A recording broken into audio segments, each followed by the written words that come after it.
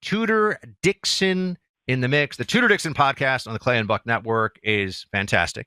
And so many of you are listening, and it's growing every month, and thank you for that. Tudor, let's start with this. What has the Michelle Obama book tour been all about, media tour that she's been doing? Because the only sound bites video clips that I've seen of this truly make her seem less likable to a lot of people. What is going on here? Oh, I know. She's on this tour where she is really, it's just like a Shame America tour, or it feels very much like a Shame America tour, because she talks about how being the first lady is not like this great privilege, and she just kind of rolls her eyes when she's asked about being first lady and being an example for women. And she trashes white people. She says that white people have been, forcing her to straighten her hair, which I thought, I don't remember anybody talking about her hair. I guess once she went on vacation and she had her hair braided and people said something about her hair. And I think this is not unique to the First Lady. Anybody who is in the public eye gets constant criticism. She is not that special, but she wants us to feel guilty for everything she has had to suffer in the public eye.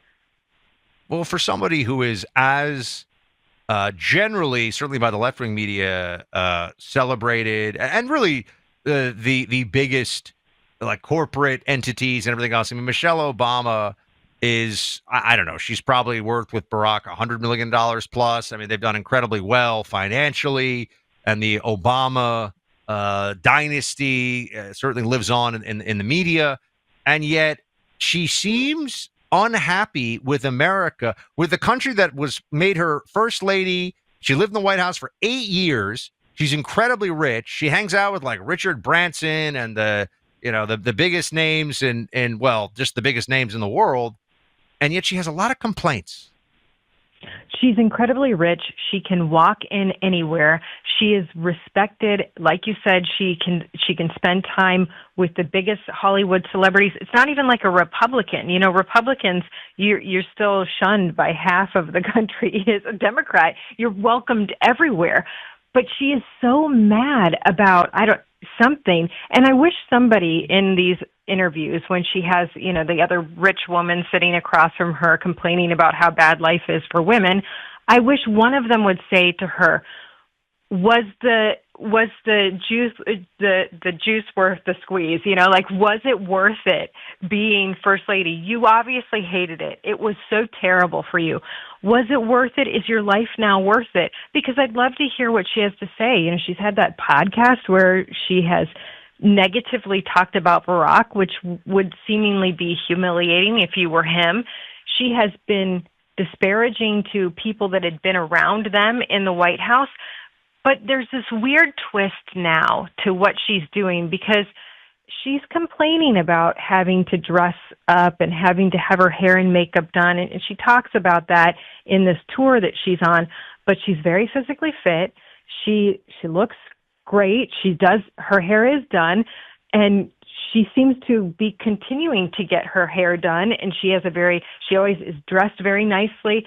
And like I said, she looks like she's fresh and ready to do something next. And the question is what is her plan? And I had Stacey Washington on the podcast today. You've got to listen to it, because she had a totally different take than what I would have thought. And when I was talking to her, she's like, I've never thought Michelle Obama was going to come back and do something major in the public eye, but there's been some gleamings of what the future Michelle Obama could be.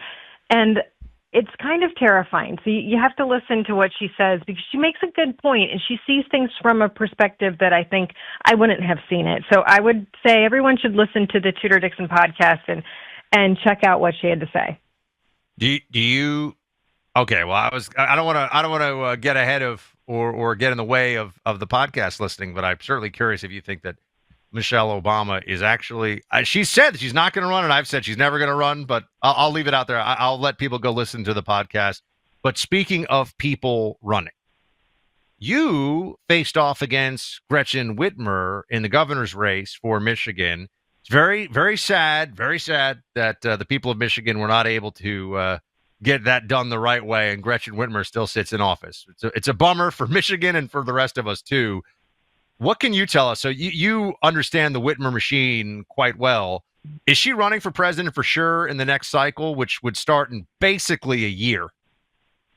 So it's really interesting that you ask, because just this week, the Detroit News came out with an article that is pointing out that she has an entity that raised $7 million, somewhere around $7 million, and that almost her entire campaign staff from her gubernatorial run has moved over to this entity. And the question they're posing is this the entity that is going to run the presidential campaign?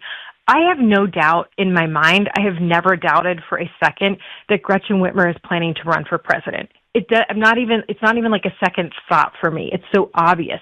She has never held a single political position that she is not looking for the next political position that she will be in.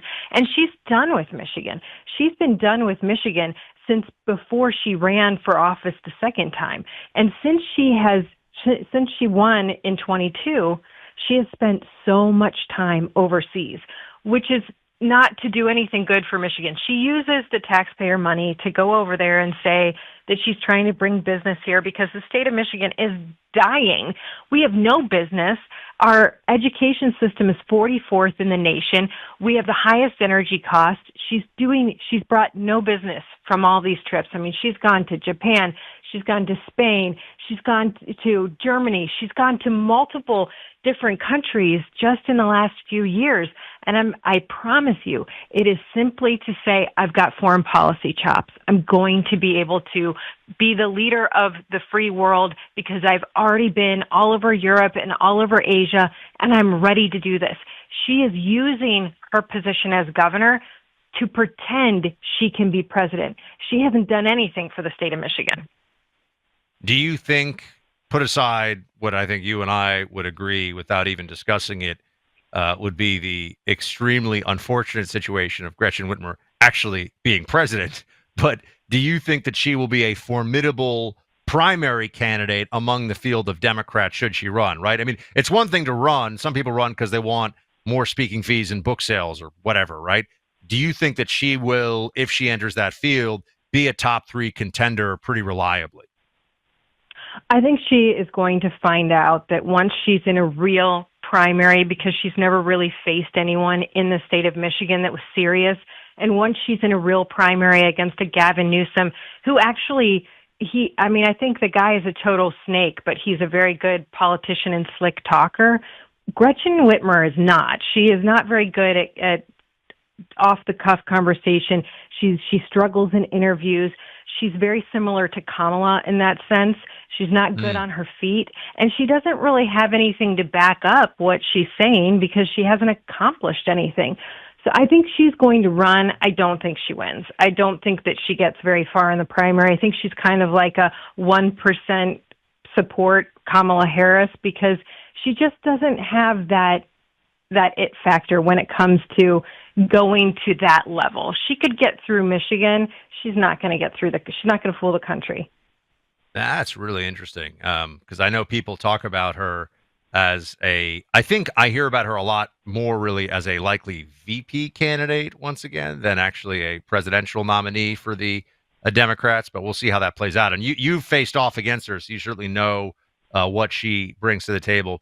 I want to switch gears for a second. Earlier in the week, I talked on the show about the change in attitudes about young women, 12th graders, right? So basically high school graduates, they're about, they're about to go out into the world. Maybe they're going to college, maybe they're going to do something else. And 60% of them, the latest Pew poll of women, less than men, by the way, less than young men, want to get married. You're a woman, that we know. What do you think about what's going on here with young women? Like, what? I know you got 4 kids, but how is it that young women are getting this kind of messaging? I really think that this is happening. I was actually just talking to someone about this. If you watch the pop culture shows, if you're watching what the message is in high school right now, the message is like, you don't need anyone. You can do this all on your own. There is this fantastic life out there for you alone. But I do think that there's a culture shift where young men are not happy with the idea of being alone. I think that there's the faith factor. I think there's been a bit of a revival in Christianity, and there is a bit of a push for that traditional lifestyle. So I think that there is a real chance that we see a baby boom in this country, that's all going to switch. But I don't know that it happens overnight. I think that we have to be steadily holding on. I mean, I see these battles online right now over different faiths, right? And especially in Michigan, I see the battle over faith all the time. And I think instead of battling over which faith is the best, focus on your own and try to, aren't we called to recruit people to our own faith? And if the church reached out more, I think that would be a huge support to young women. And we're lacking there, but I see that changing.